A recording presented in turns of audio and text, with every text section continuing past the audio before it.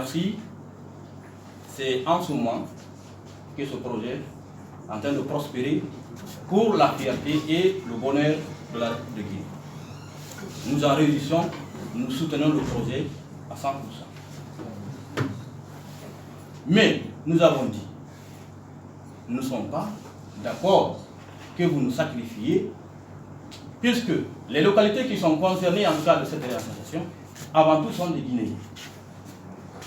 Ils ont habité dans ces localités depuis des siècles. Ce n'est pas des domaines réservés de l'État.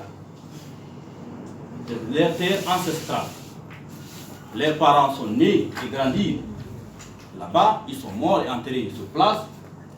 Et nous aussi, nous sommes nés sur place et nous avons grandi. Pour cela, on ne peut pas nous chercher de ce nous comme des oiseaux.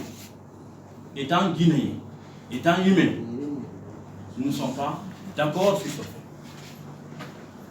Nous allons nous attirer sur quelques préoccupations et les plaintes et la localité de Konkoury.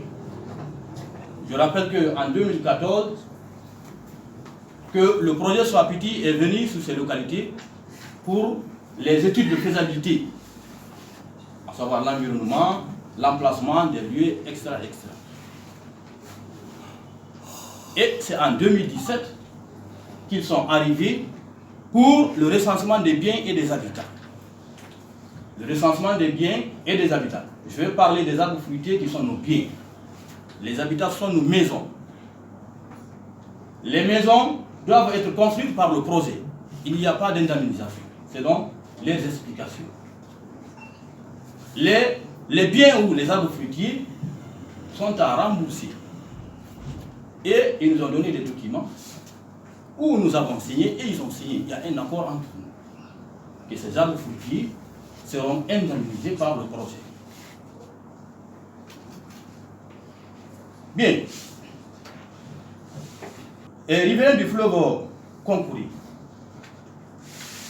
a pour activité l'agriculture, l'élevage et l'exploitation aurifère. Parce que sur le fleuve, ceux qui connaissent Télémélé, sur le fleuve Konkoury, on exploite de l'or et du diamant.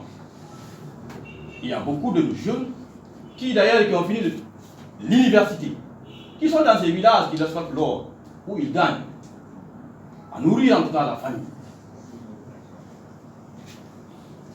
À savoir de ça, il y a l'agriculture et l'élevage.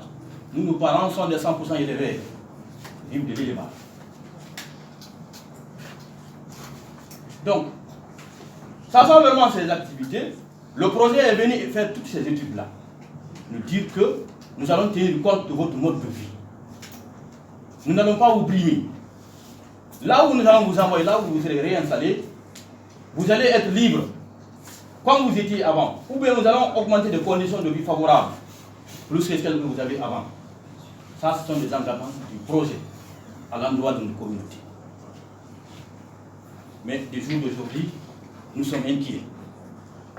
Nos parents en train de pleurer, les fils en train de pleurer, parce que on est en train de nous séquestrer, de nous faire du mal, en nous chargeant de nous, sans rien faire pour nous.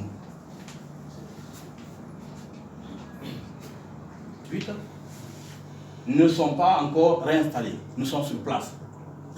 Ils avaient dit, ce mois de juin, le 25 de ce mois, on allait être déguerpis pour aller à Kamaya où ils ont construit en tout cas nos cités, à 30 km de notre localité. Mais puisqu'il y avait des engagements entrants sur place, même si nous parvenons vraiment à mourir à travers en tout cas ce fleuve-là, nous préférons cela, mais nous ne quitterons pas.